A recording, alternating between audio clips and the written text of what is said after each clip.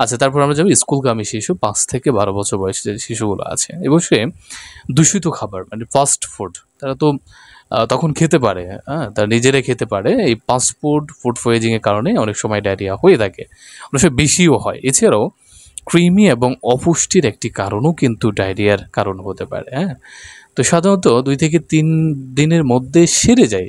এই টাইপের যেই পাতলা পায়খানা হয় বা ডায়রিয়া হয় সেটা ২ থেকে ৩ দিনের মধ্যে সেরে যায়। আপনি ওসোলাইন খাওয়াবেন, মেট্রোনাইডাজোল গ্রুপের ওষুধ, ম্যাট্রিলামোডেস এই টাইপের ওষুধ খাওয়াবেন। তবে যদি ভালো হয়, তবে শিশুকে প্রচুর পানি বা ওসোলাইন খাওয়াতে হবে, হ্যাঁ? এই বিষয়টা মাথায় রাখতে হবে। কিন্তু রক্ত মিশ্রিত পায়খানা বা খুব তীব্র ডায়রিয়া হলে ডাক্তারের পরামর্শ অবশ্যই জরুরি। মানে এই টাইপের যদি দেখেন যে তীব্র ডায়রিয়া, বাচ্চা স্বাভাবিক না, বাচ্চা খেলাধুলা করছে না, বাচ্চা দুর্বল হয়ে গেছে, আপনি যদি ফিল করতে পারেন তাহলে দেরি করবেন না, অবিলম্বে আপনার বাচ্চাকে ডক্টরের পরামর্শ নেবেন অথবা হাসপাতালে ভর্তি করিয়ে দেবেন, হ্যাঁ? এগুলো কিন্তু প্রাণঘাতীর একটা বিষয়, হ্যাঁ? এই বিষয়গুলো কখনো মানে অবহেলা করে দেখা যাবে না।